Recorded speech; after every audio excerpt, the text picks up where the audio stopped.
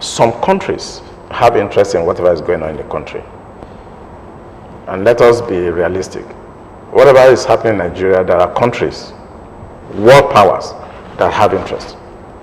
So sometimes you want to procure arms, and which I also know.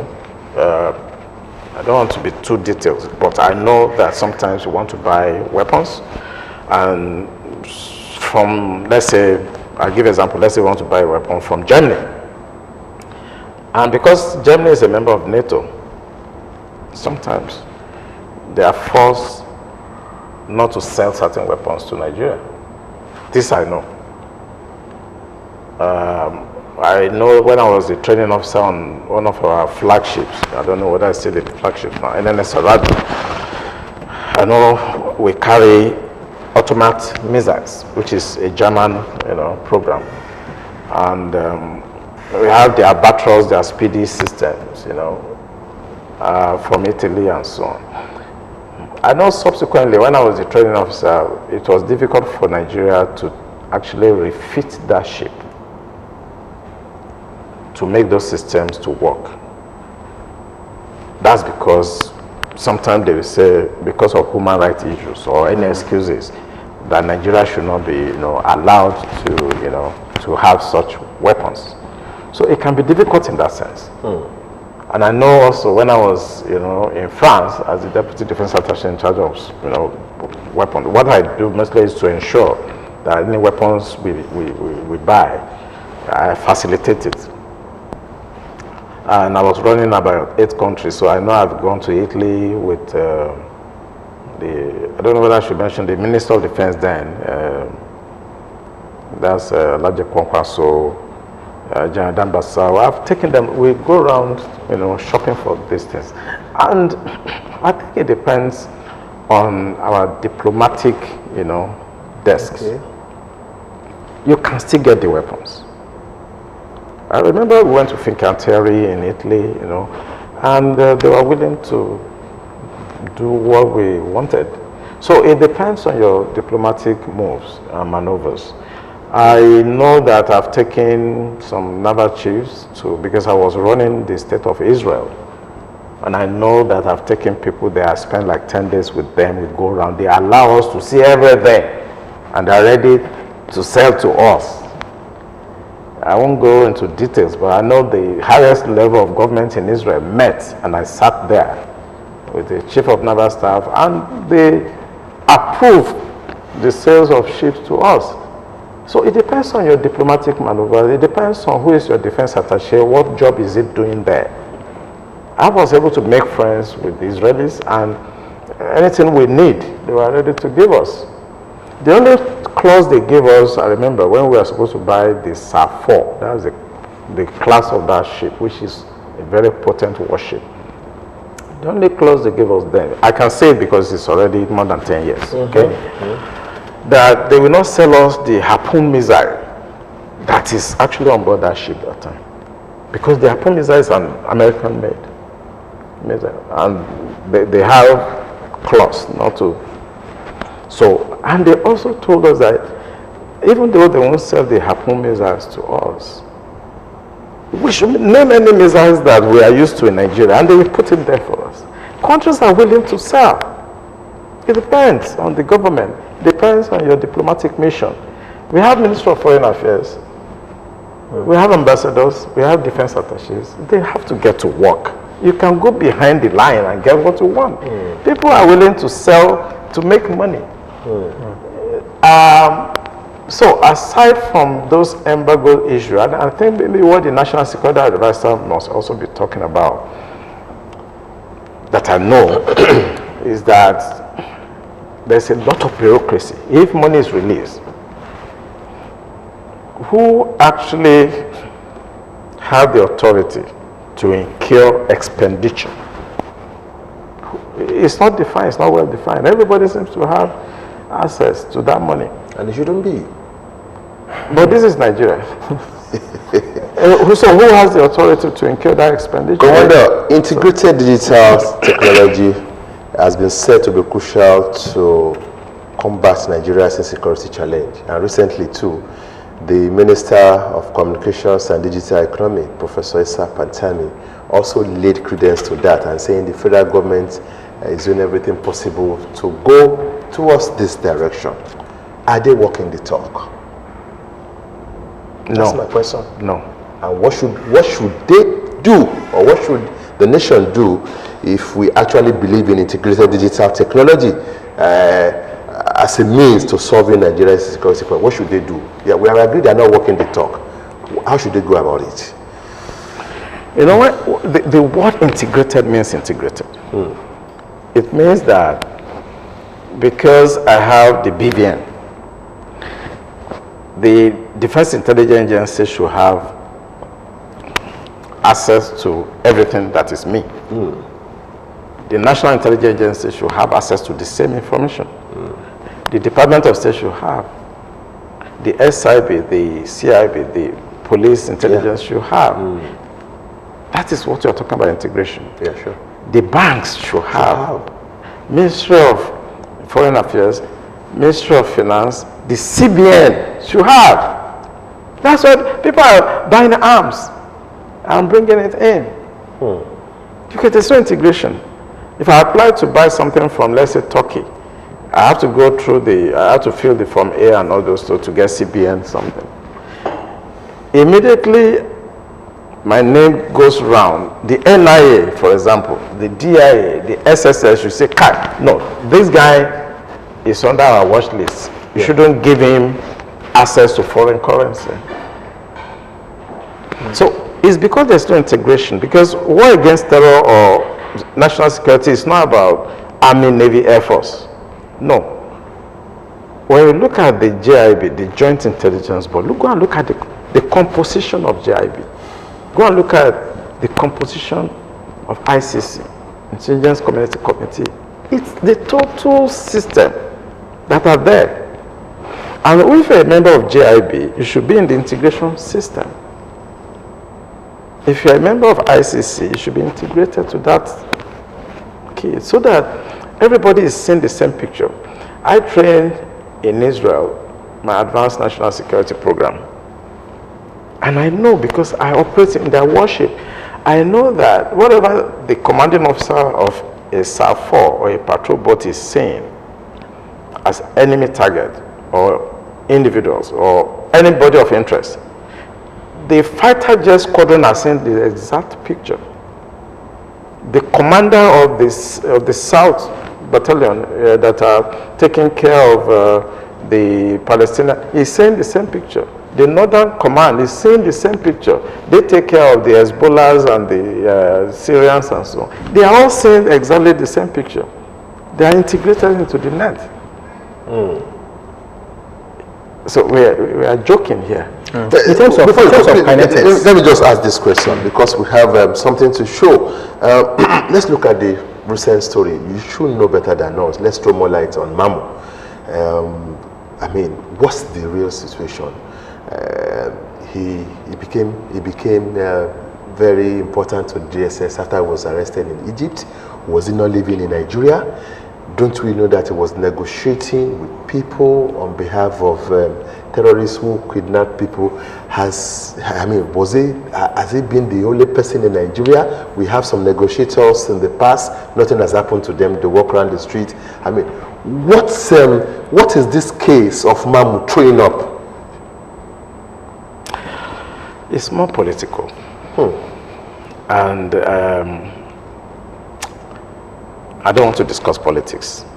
It's political, okay? And it's also an emerging cases. So I think we should allow the DSS to do their job. They have their reasons for doing what they're doing, and we cannot query them. Okay. I think they facilitated the arrest, and they know exactly why they did. Okay. So since it's a case that is still being handled by the Department of State, I will not want us to do like a media trial and to start speculating. In summary, it's a cherry one, at least for now. Yeah, I told you earlier that for me, that's a very good sign. You know, I talk about body language a lot. You know, when I see things and I say, okay, yeah, it seems we are getting serious. I've also in the past criticized the issue of negotiation in the past. I'm very critical about it because I studied negotiation. And when I saw what was going on, I knew something like this will happen. People are going to enrich themselves. People are going to do. You can see what they are finding out. Negotiation is done when you are dealing government to government issue, but when you are doing it with non-governmental organization and an individual who is not in government is also going to negotiate, and the federal government of this country, they are looking at them. So that is what you get. You get what you get. They know that this will happen. The guy was enriching himself. And now they've decided to clamp down on him. So let us allow the DSS to do their job. Okay. Now, still talking about fighting insecurity and deploying technology. We know that at some point the government got super Tucanos and to help the efforts of the military. Now, you have monitored the space. What technologies would you think, if the government brings into the country, it would actually improve greatly this counter-insurgency effort?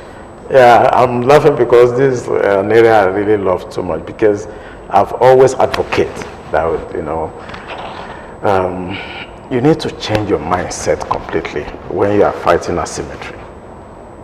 There's a twist. And for the past years that we've been fighting asymmetry, whether in Niger Delta or in the Northeast, we are fighting that war with the same mindset of conventional warfare.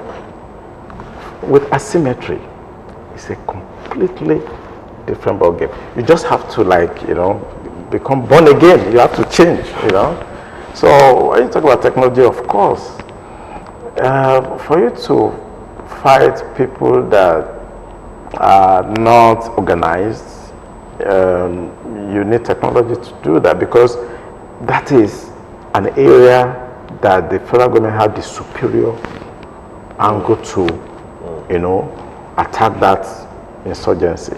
Yeah, they cannot have what the federal government might can have. So they should have focused on that area. And when I was in Defense Secretary, I advised that we should approach this asymmetry two ways: intelligence and the Air Force. The Army, the Navy can support, the police can support.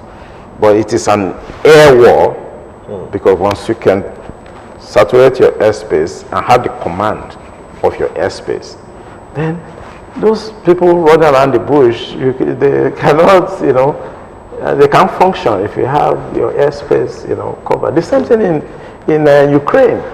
The Russians failed because they could not have the command and control of the airspace. They tried, but they failed. You understand? So here, I advise that it's an air war, with the support of intelligence. So whenever you're talking about technology, it's about intelligence gathering. But there'll be no time for me to really go into details, because it's compartment. You have to break them into cyber warfare, for example. Then you have to look at the aspect of electronic intelligence. It's different from cyber warfare. Okay, that one is the cyber aspect, is to look at the finances and monitor, whatever anybody is doing on the cyberspace. That may be fueling the insurgency. Yes, if you transfer money, you can follow the money. If you know that is cyber warfare. Then the other aspect is the electronic intelligence, which is more of operational, tactical. In other words, signal intelligence, you have to develop it very well. Electronic intelligence, you have to develop it very well. And for this purpose, when you talk about technology, if the government has spent 50% of the money they allocated for this war, 50% on geospatial intelligence, we could have solved this problem in 6 months. Geospatial? Yes, because you talk about technology. It's the domain of geospatial intelligence, where you can command everything that is in Nigeria. You can look at where the next operation is going to happen, and you can also look at the support base of the terrorists. You can look at them real time and pinpoint with accuracy where they are. Sitting down in a place like this, your studio, I can watch them live. So technology is it. Okay. And we should just focus on technology. Yeah. Thank you very much. Well, we arrived at a destination point from an expert who say that we can't run away from investing in technology if you really want to get around this challenge of insecurity that we are facing. Commodore Kunle Olawunmi retired. Well, thank you very much again for having time to come to the program this morning. Thank you so much. I'm at home. It's always a pleasure to be here. We take this break. We'll be right back.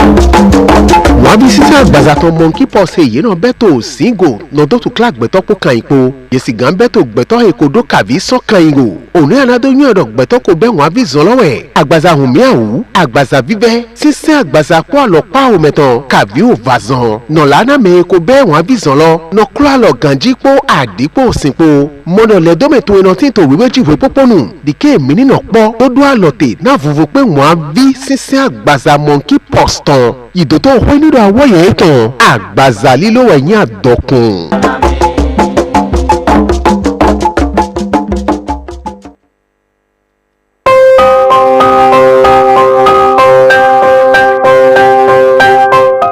Gender and sexual-based violence is an issue that children and women have been subjected to for far too long. Many of our women and girls have been exposed to violence including rape, molestation, and murder. We have seen and we have heard and we have noted we cannot and should not remain silent. The numbers are staggering. 1 in 3 women in Nigeria are exposed to sexual assault. We are talking about our daughters, our sisters, our wives, and our mothers.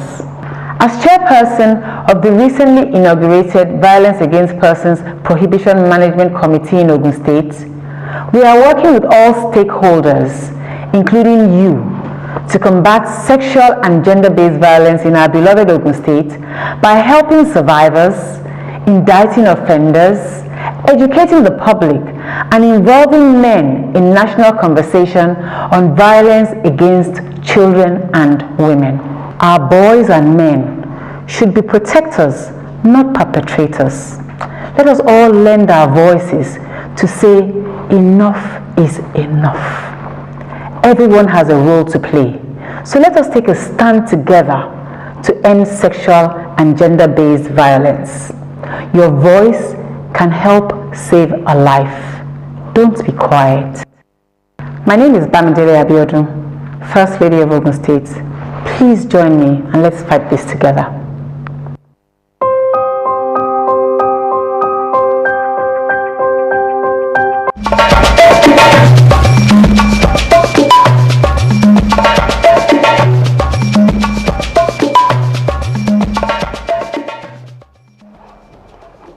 Yes, you're welcome back. This time around, we are focusing on the environment. Don't forget that a whole lot of talks about the environment and environmental degradation, causes, effects, and of course, how can Nigeria, look better when it comes to taking care of the environment and of course making plants work here and there. Anyway, don't let me go too much into that because we have an expert in the house. We have a renowned international environmental consultant with over 40 years experience in environmental management across the globe. Let me welcome to the studio Engineer Tony Ojeshina, and we are looking at towards a safer and healthier environment. Engineer Tony Ojeshina, you're welcome to the program. Good morning. Good morning. Good to see you. Now, according to statistics, as far back as 2018, there are environmental health risks and challenges that that kill more than 12.6 million people on a yearly basis. Yes. I don't know whether that has changed now as the years rolled by. But let us know, what are these environmental health risks? Okay, thank you very much. It has not changed. First of all, to start to, if I have gotten worse. Now, in Nigeria, and of course in Ogun State too, I'm going to highlight the environmental problems in order of level of severity. The first problem we have is water contamination.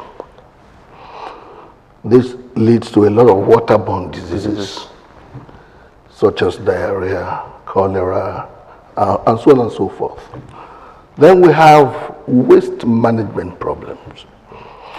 Waste management really, because we are not doing it properly, is the #1 cause of water contamination, which leads to a lot of the health problems that cause misery and death. So you have water contamination, both groundwater and surface water. You have waste management, because it's not properly managed, it's #1 cause of water contamination. Then you have industrial pollution, when our industries are doing all the wrong things and they're not mitigating against environmental problems that could have to do with lungs in terms of what they pump into the air, toxic and carcinogenic substances. And then you have flood and erosion.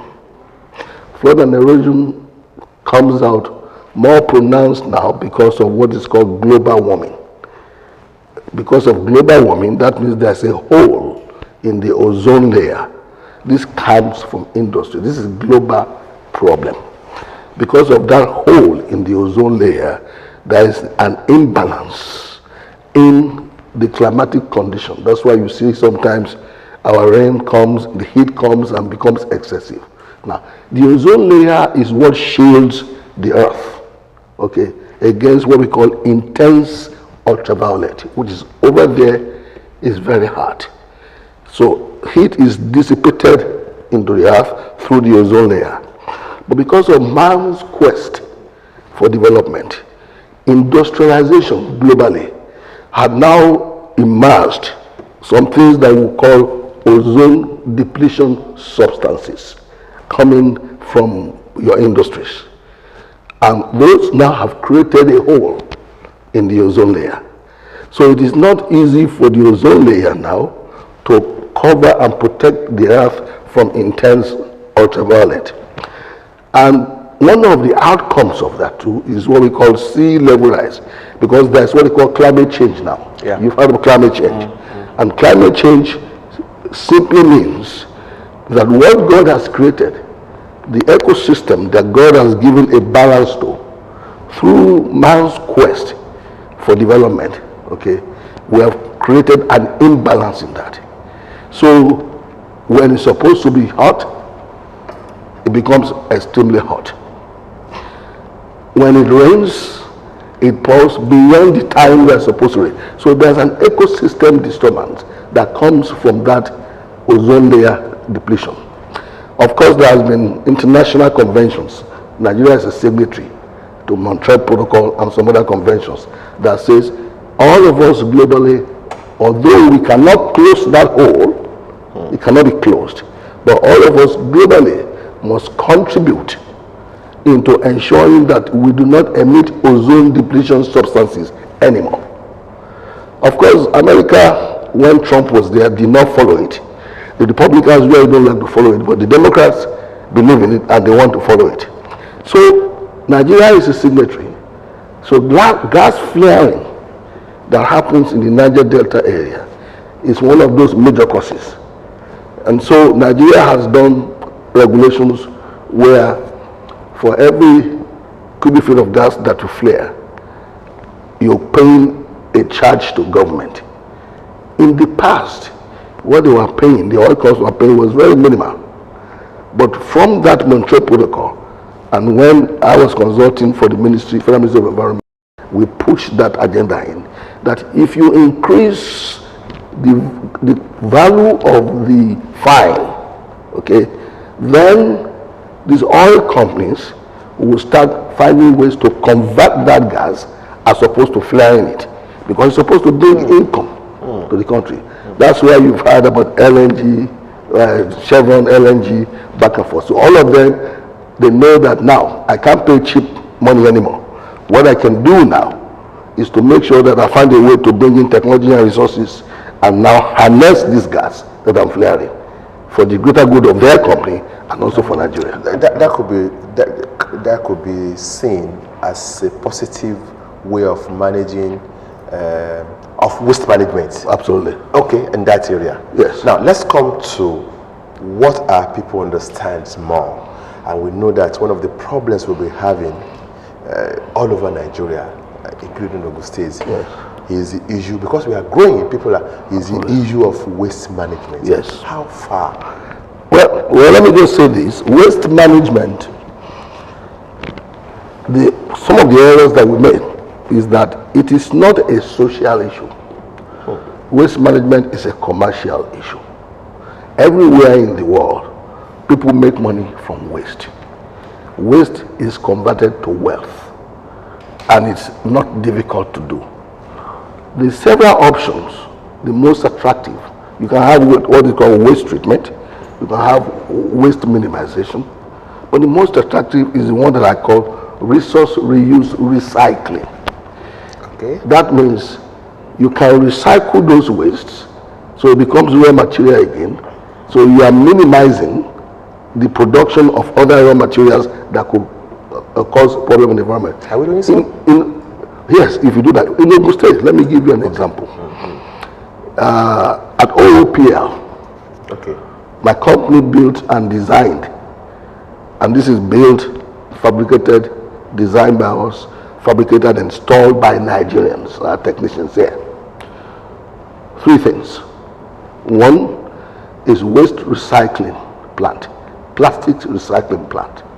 All your pure water sachets, all right? You know, part of the biggest problems that we have is the mass consumed pure water, and they just throw the sachets all over the place.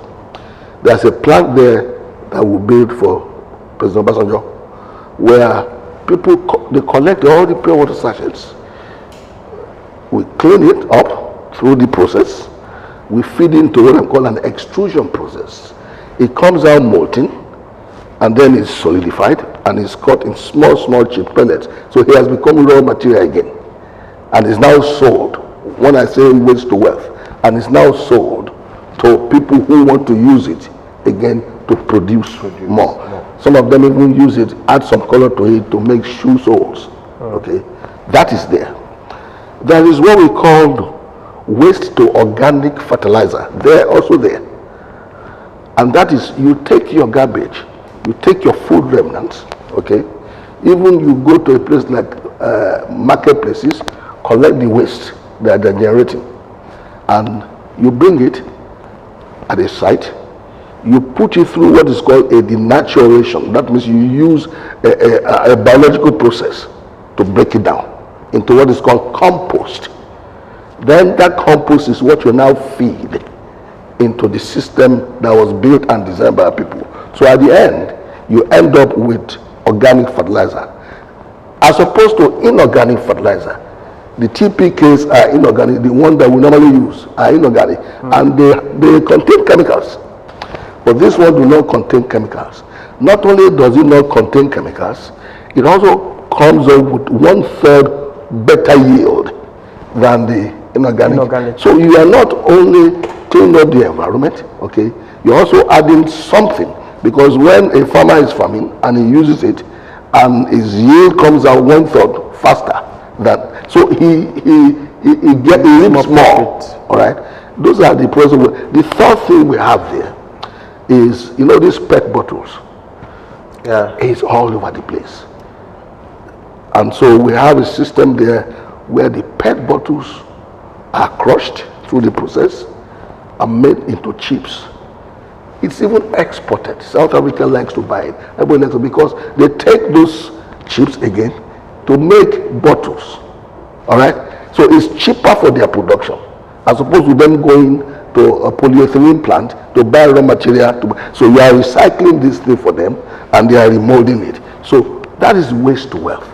You can go to sawdust areas, sawmill areas, and take sawdust and convert them into what we call briquettes, which can be used to build houses. There are some people that are doing that in Nigeria.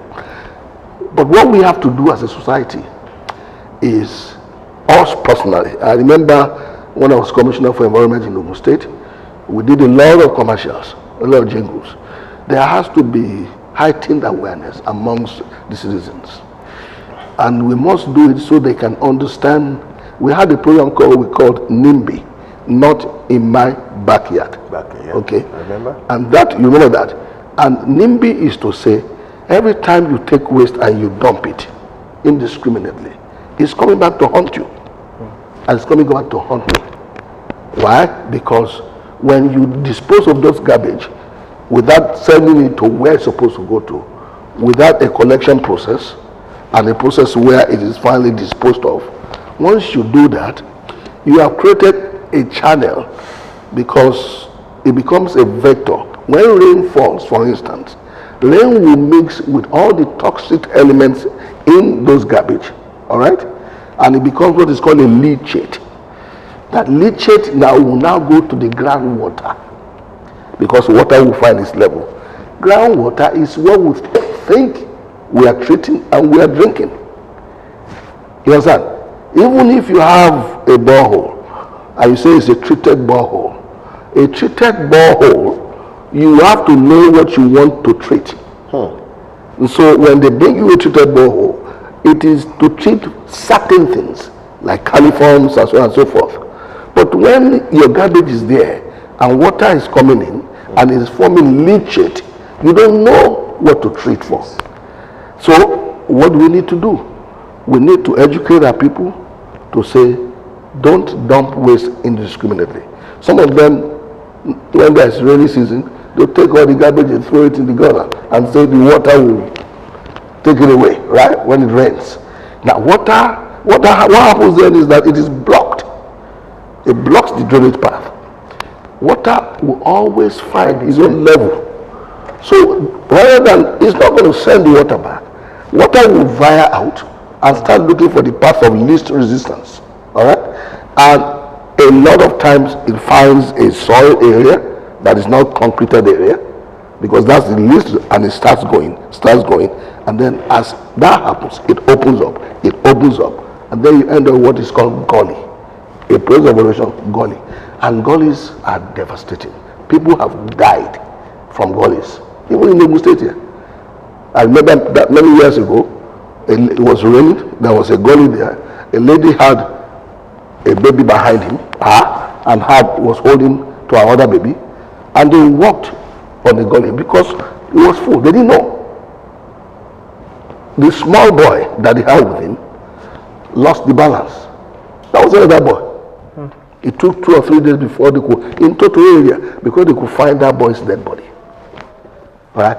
But this happens when we block the drainage, and if water finds its way and creates a gully somewhere, all right, human life, misery, and death could be results of it.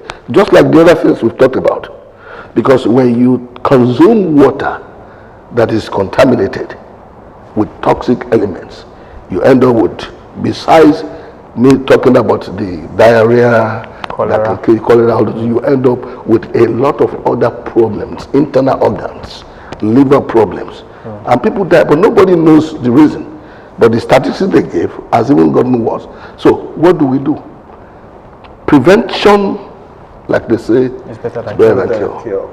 So policies are already in place. Laws are in place. Fortunately, today in Ogun State, the Commissioner for Environment, who was just confirmed as Commissioner for Environment, is very experienced. Okay, he was MD of Loma in Lagos. There was a time that if you walk through Oshodi in Lagos, you have to hold your breath. I don't know whether you guys have been there. Sure. You know, he cleaned up that place, and Lagos started, getting cleaned up more and more. So the laws that exist today, which we enacted in 2003, because 2003 was when we formed the Ministry of Environment under Otumba Daniel, and I came to the office with him. I was the pioneer commissioner for environment there, and we worked with the House to amend the law and to come up with holistic things to counter all those things. And we set up a department of compliance enforcement and compliance monitoring. So there is need for us to educate the people to the implication of what we are doing, because it comes back to haunt us. It also affects the state's GDP, because when people now are sick from environmental related problems, all right, some of them could be working for government, they could be in the private sector, whatever it is, there's going to be loss of income. Sure. There will be loss of labor, all right. When there's loss of labor, there's loss of income, and then it has an effect directly on the GDP of the state.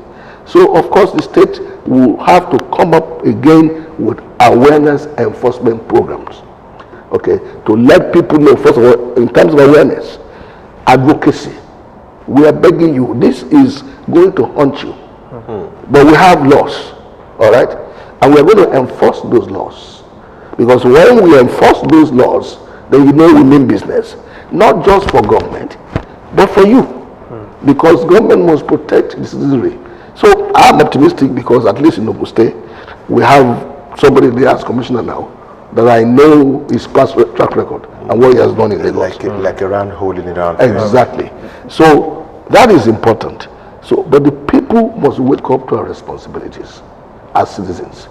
A lot of people think, government will come and pick it. It's not everywhere in the world you make money. The setup that we put in there is to have the PPP, public-private sector partnership. And now, how is that established? First, government sets up a system that makes that work. Then you bring the private sector in to be the ones that, first of all, will be the collectors of the waste from the doorsteps of people. Yeah. All right? And then you bring another private sector in that will build the final disposal facility, put his money, invest his money in a final disposal facility. That disposal facility must be an engineered disposal facility, which will protect groundwater and surface water from the waste that you will take there. So that guy is going to have an investment put in there. The guy that is going to be picking it up, private sector, will also invest in vehicles. Okay, the right kinds of vehicles. You see some of them, compactors on the road, so that not just bring tipper and waste is flying all over the place. He will invest in that. All right. Now, how do they recover their investment? From doorstep, door to door, there's what we call fee that each individual must pay, households. A fixed fee per household. That fixed fee per household is going to go into a government purse.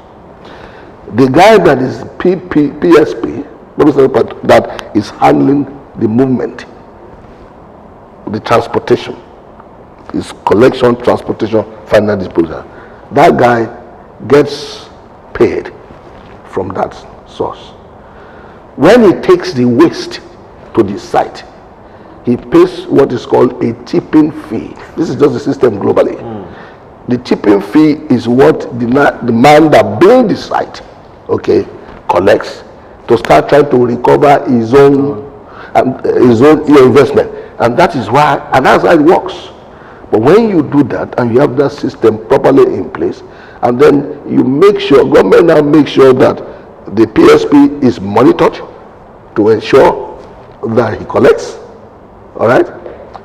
And it doesn't wait where you have waste bins at some places. It doesn't wait until it fills up and start spilling over and people start just dumping it. You know, you see that too. Okay. He's responsible. He must not wait. Before, when it's about to fill up, he should take another one there and then remove this. You understand? So that people now know that's other people. When they come out with their wastes, okay, if the thing is filled up, they're not going to take it back home. They will drop it, and you see that all over the place. So somebody must be monitoring him. Yes, go ahead. You have talked about how to create awareness in managing waste. Yes. Now, how do we create awareness in making sure that people can also make wealth out of their waste? Because it's also one of those things. Yes, about. And that is one of the things, obviously, that government should do. All right. The agency of government should be able to go out and have workshops, have seminars, bring people around and show them the way they can make money. Because if knowledge is power and information is knowledge, if they don't have the information, but you can do that through workshops, through seminars, you know, through sensitizations, talking to different groups, bringing market women around, the different trades, bringing them to workshop and explaining to them the processes and how they can benefit. Because once you are doing that, people will tune in. And once people tune in, I trust Nigerians. Once they know it's going to make money for them, they'll quickly find means to what do I do next. All right. But if they don't know, there's nothing you can, if they don't know, it will not change. So the paradigm has to shift. And that is to say, look, you guys can make money from this. Okay, the topic was towards a safer and healthier environment. As we go, what's your passing shots? My passing shots. One, you know, this environment was bequeathed to us by our fathers, great-grandfathers. And we're the custodians today. And so we are going to have to bequeath it to our children and great-grandchildren coming up. And we all have our responsibilities. Responsibilities as citizens of Nigeria and Ogun State to ensure that we do not contribute to this menace. And the responsibilities are very clear. We've spoken about them already. Okay. Responsibility from the private sector to say, okay, there's a business opportunity here. Come and look into it. When you look into this business opportunity, it's going to be beneficial to your force. Government will facilitate that. Okay. But the private sector has that responsibility to say, well, let me go in there. Okay. And then responsibility by government to ensure that the policies and the laws that have been put in place are genuinely and sincerely enforced. And to me, if we have that chain, and that chain is established properly, and it's not difficult, it's not rocket science, it's established properly, we will see a cleaner environment. Well, we want to thank you very much. We thought we were going to talk about towards a safer and healthier environment, but after having a renowned international environmental consultant with over 40 years experience, we saw that it was even a safer, healthier, and wealthier environment. Absolutely. If we manage it well. Thank you very much, Engineer Tony Ojeshino, for coming into the program. Of course, that's the program, that's the show for this Friday. Dominic Agbeha and Akim Akitunde will return again, God willing, Friday next week for our own version of New Dawn on OGTV.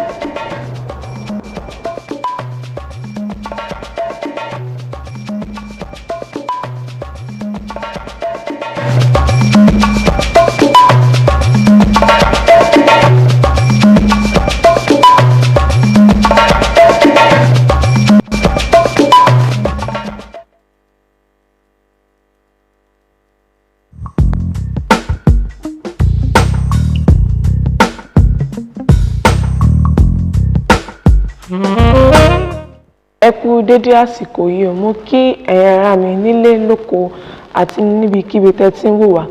Orúkọ tèmi ni arábìnrin Yétúndé Ògúnbọ́nà. A wá láti iléeṣẹ́ Now Investment Limited. Àmọ́ olùdarí iléeṣẹ́ Now Investment Limited wá sí orí ètò alàgbà ní Ọ̀sàgè Adémọ́lá. Dáadọ́jọ́ kí ẹ lè sọ nípa ohun tí ó ń ṣẹlẹ̀ ní iléeṣẹ́ yín àtàwọn products tẹ́ ṣe àti ibi tí company yín wà. Ẹ ṣé púpọ̀, bẹ́ẹ̀ ṣe sọ orúkọ iléeṣẹ́ wa ní Now Investments Limited, aláṣẹ àti olùdarí rẹ̀ mi níyì Adémọ́lá Ọ̀sàgè. Gbogbo tá à ń ṣe iléeṣẹ́ wa ní àwọn nǹkan tó dáa fún ara wa àti inú wa. Kí ló dáa fún inú wa? Oúnjẹ. Kí báwo lóúnjẹ ṣe máa dé inú wa? Nípa gbígbin àwọn èso tó dáa, ata, tòmátì, ẹ̀fọ́, pákí, iṣu. Báwo la ṣe lè gbìn tó jẹ́ pé àwọn nǹkan wọ̀nyí wọ́n máa so dáadáa fún wa? Àti gbé èyí jáde tipẹ́tipẹ́, èyí tó ń pè ní foster food. Ó dáa lọ́pọ̀lọpọ̀ fún gbogbo ohun ọ̀gbìn. Ìbáàjẹ́ ọ̀pẹ, ìbáàjẹ́ coconut, ìbáàjẹ́ ata, ìbáàjẹ́ tòmátì, ìbáàjẹ́ watermelon, gbogbo ohun yòówù kẹ́ máa gbìn lóko. Foster food dáa fún, á sì mú àwọn èso wọ̀nyí so lọ́pọ̀lọpọ̀. Ẹ ṣàkíyèsí lásìkò tá a wà yẹn ní